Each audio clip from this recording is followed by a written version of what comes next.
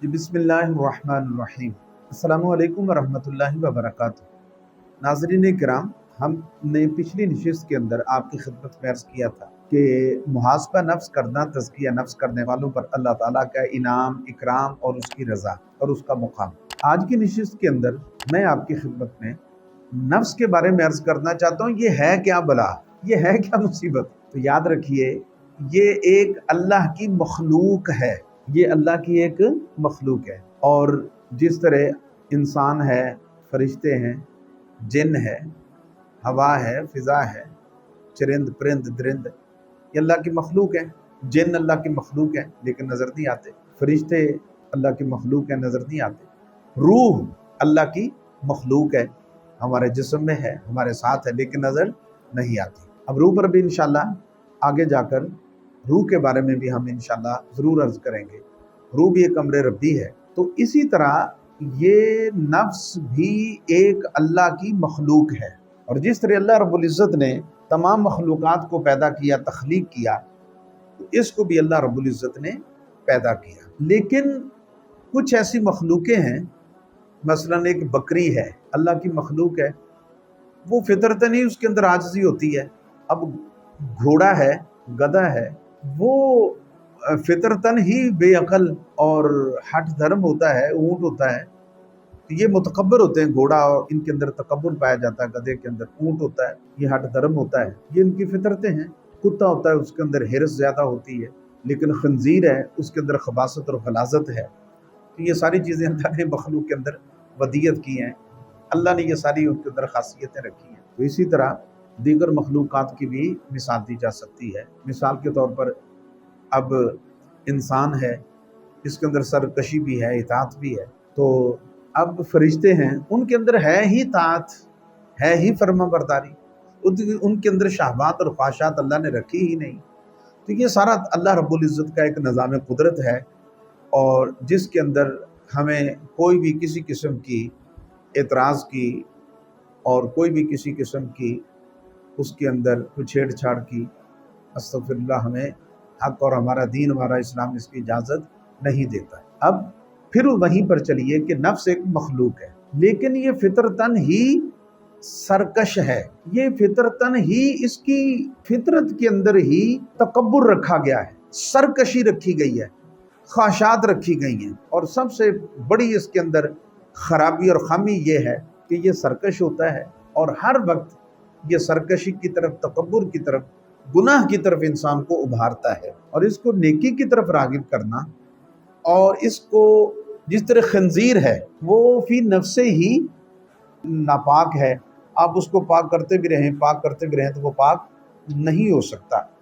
तो यानी नजस, गलाजत, गंदगी उसकी फितरत में रखी है। अब देखें, इस तरह बाज़ हराम जानवर हैं, ये एक फ़िकी मसला है, उनका चमड़ा है, आप उनको धो लें, रंग दे लें तो वो पाक हो जाता है। लेकिन कुत्ता और खंजीर है, आप उसका चमड़ा भी पाक रंगने से, साफ़ करने से पाक नहीं हो सकता।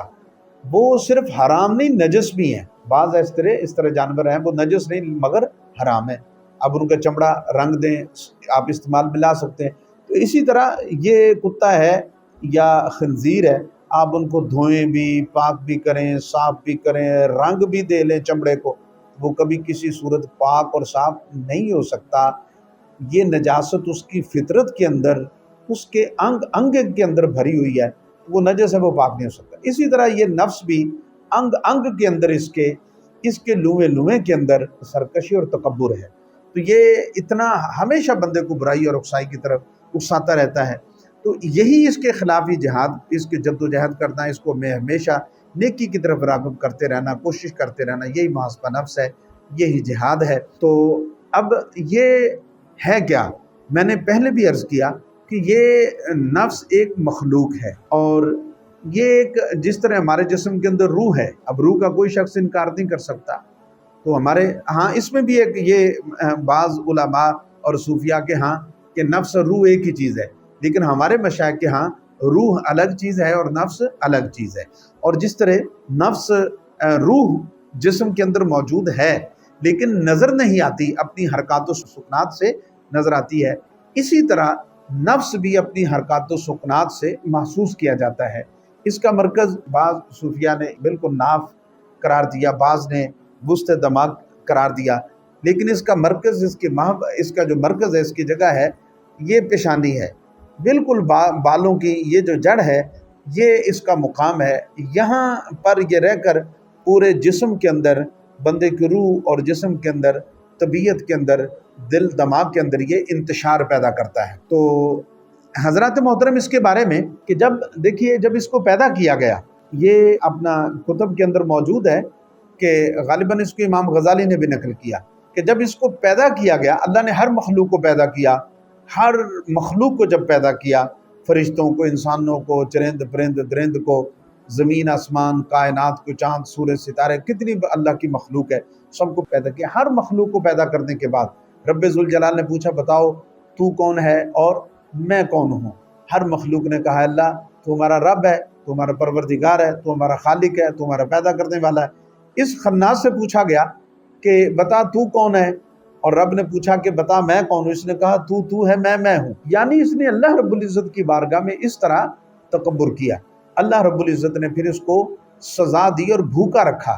جب بھوک کی وجہ سے یہ مر جا گیا، بھوکا، بلکہ میں نے اپنے شیخ طریقت قبلہ شیخ الحدیث و تفسیر، شیخ القرآن والحدیث حضرت مولانا حمید جان سیفی زید مجدہ، میرے استاذی، میرے مرشدی، آپ سے تو یہ الفاظ بھی میں نے ایک دفعہ سنے تھے۔ آپ نے فرمایا کہ اس کو دوزخ کے اندر، اس کو جہنم کے اندر ڈالا گیا۔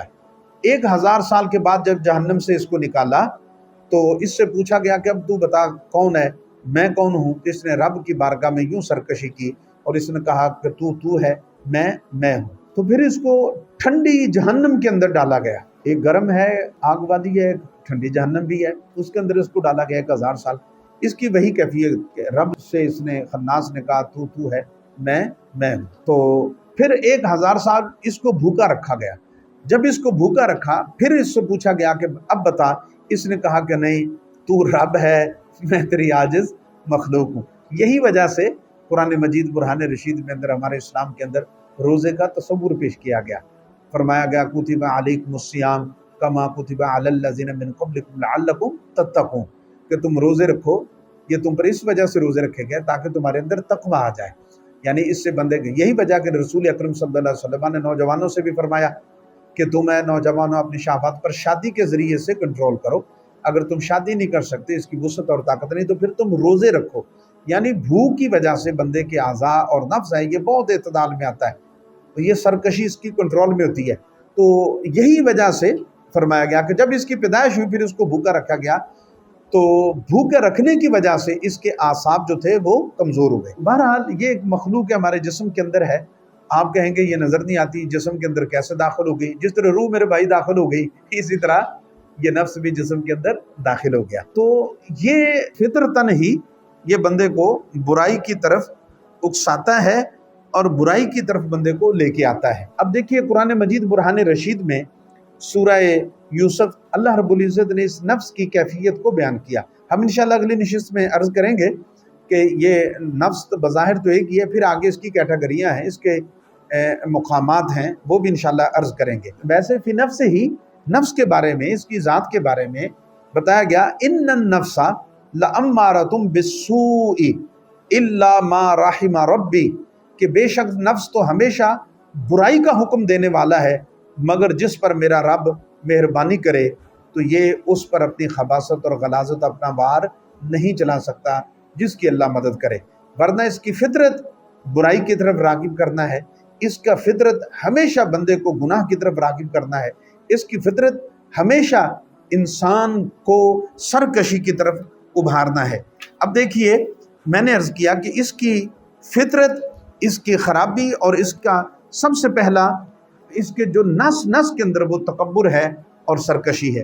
اب دیکھیے، میں آپ کی خدمت میں عرض کرتا ہوں، اب دیکھیں ہم یہ بات بالکل تفسیر ساوی نے لکھا اس کو اپنی تفسیر کے اندر کہ یہ اپنا ابلیس کیا تھا اور پھر یہ کیا بن گیا، کیا سے کیا بنا۔ اب یہ اس کا، ابلیس کا، بعض لوگ اس کو سمجھتے ہیں کہ شاید یہ فرشتہ تھا۔ یاد رکھیے یہ فرشتہ نہیں تھا، یہ جن تھا، لیکن یہ فرشتوں میں گھلا ملا رہتا تھا اور ان کے ساتھ رہتا تھا، بلکہ گلا ملا نہیں رہتا تھا۔ اس کی آگے سنیے فرشتوں کے ساتھ اس کا تعلق اور ربط اور مقام کیا تھا فرشتوں کیا۔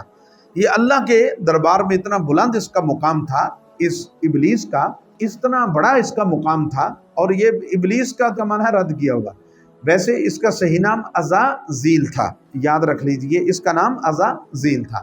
تو یہ اتنا اللہ کی بارگاہ میں مقرب تھا۔ تو حضرت کعب احبار رضی اللہ تعالی عنہ یہ کہتے ہیں کہ یہ 40,000 سال تک یہ اپنا فرشتوں کا یہ جنت کا خزانچی رہا، 40,000 سال تک جنت کا خزانچی رہا، اور 80,000 برس تک یہ فرشتوں کا ساتھی رہا، اور 20,000 برس تک فرشتوں کا لیکچرار رہا، ان کو واعظ کرتا رہا، تقاریر کرتا رہا، ان کی تربیت کرتا رہا یہ، اور 30,000 سال تک پھر ایک فرشتے ہیں جو مقربین ہیں، یہ ان مقربین فرشتوں کا سردار رہا۔ پھر 1,000 سال تک روحانین فرشتے، یہ بھی ایک فرشتوں کی جماعت ہے، تو یہ ان کی سرداری کے منصب پر رہا۔ پھر یہ 14,000 برس تک اللہ کا جو عرش ہے اس کا طواف کرتا رہا، اور پھر یہ پہلے آسمان پر اس کا نام تھا عابد، یعنی عبادت کرنے والا عابد، اور دوسرے آسمان پر زاہد زہد کرنے والا، اور تیسرے آسمان پر اس کا نام مشہور اس نام سے تھا کہ عارف، یعنی جسے اللہ کا عرفان ہو، اللہ کی پہچان ہو، اللہ کی پہچان کرنے والا۔ تو چوتھے آسمان پر اس کا نام تھا ولی، اور 5ویں آسمان پر تھے اس کا نام تھا تقی کے نام سے مشہور تھا، یعنی تقوی والا، اور 6ٹھے آسمان پر اس کا نام خازن، 7ویں آسمان پر اس کا نام عزازیل تھا، اور لوح محفوظ پر اس کا نام ابلیس لکھا ہوا تھا۔ تو اتنے بلند مقام پر ہونے کے باوجود بھی یہ اپنے انجام سے بے خبر تھا کہ نہ جانے میرے ساتھ کیا ہونے والا ہے۔ اب دیکھیے یہاں پر بڑے بڑے نمازی، حاجی، سخی، عبادت، ریاضت، تقوی والوں کو بھی ہم نے اپنی دنیا کے اندر ہم نے اپنی آنکھوں کے سامنے دیکھا، وہ کس طرح پلٹے اور کس طرح گمراہ ہو گئے۔ اب یہ ہوتے کیوں، کس وجہ سے ہوئے؟ یہ ابلیس عزازیل سے ابلیس بنا، اتنے بلند مقام سے کہاں کے گرا؟ اور پھر یہ بات تو کتنی مشہور ہے، کس نے چپے چپے پر سجدہ کیا تھا، اس کی ذلت اور رسوائی کا سبب کیا بنا، اور یہ گمراہ کیسے ہوا؟ وہی بات جو میں نے ابتدان کی کہ سرکشی، تکبر کی وجہ سے۔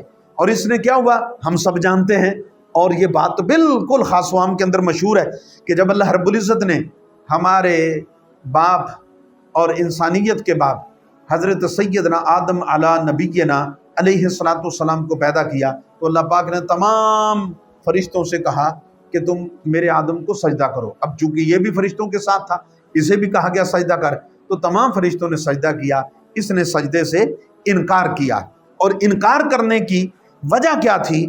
اس نے انکار اس وجہ سے کیا کہ سورہ الاعراف 8ویں پارہ کے اندر اللہ رب العزت جل و علا نے آگے سے جو اللہ رب العزت کے سامنے اس نے گندی اور جو سرکشی کی، گندی زبان استعمال کی، اس نے جو تکبر کیا، انہی جملوں کو اللہ رب العزت نے 8ویں پارہ سورہ الاعراف کے اندر ذکر کیا۔ اس نے کہا قالا، اس نے کہا انا خیر منہ، کہ میں افضل ہوں، میں فضیلت والا ہوں۔ اس نے یوں تکبر کیا کہ میں فضیلت والا ہوں، میں افضل ہوں، انا خیر منہ، میں بہتر ہوں، خلقتنی من نار، کہ مجھے تو آگ سے پیدا کیا گیا ہے۔ پھر اس نے کہا وَخَلَقْتَهُ مِن طِينٍ، تو یہ تو آدم کو مٹی سے پیدا کیا گیا ہے، اب میں اعلیٰ ہو کر میں ادنا کو سجدہ کروں؟ تو یہ وہ تکبر تھا جو اس کے اندر آیا۔ اب یہ تکبر آنا اس عزازیل کے اندر کہ جو اب وہ عزازیل جو جنت کا خزانچی تھا، فرشتوں کا ساتھی تھا، اللہ کے عرش کا طواف کرنے والا تھا، مقربین کا سردار تھا، روحانین کی سرداری اس کے پاس تھی، اللہ کے عرش کا طواف کرتا تھا، جس کا نام آسمانوں پر عابد، زاہد، عارف، ولی، تقی اور یہ نام اس کے تھے۔ تو گمراہ اس کو کس نے کیا؟ حضرات صوفیہ نے لکھا کہ اتنے بڑے بلند مقام پر، اتنے بڑے منصب پر سے گرا کر نیچے جس کو ابلیس کیا، اور مردود بارگاہ خداوندی سے کرانے والا اس اعلیٰ شخصیت کو کون تھا ادنا بنانے والا اور اسفل السافلین میں ڈالنے والا؟ یہ کون تھا؟ اس کے اندر نفس تھا، اس نفس کی خرابی کی وجہ سے یہ ساری اس کے اندر خرابیاں آئیں، تو اب اندازہ کیجئے کہ تزکیہ نفس کرنا کتنا ضروری ہے، اس کا محاسبہ کرنا کتنا لازم ہے۔ اللہ تعالیٰ اس نفس کے شر سے اللہ میری اور آپ کی ہر حضور کے امتی کی اللہ پاک حفاظت فرمائے۔ السلام علیکم ورحمۃ اللہ وبرکاتہ۔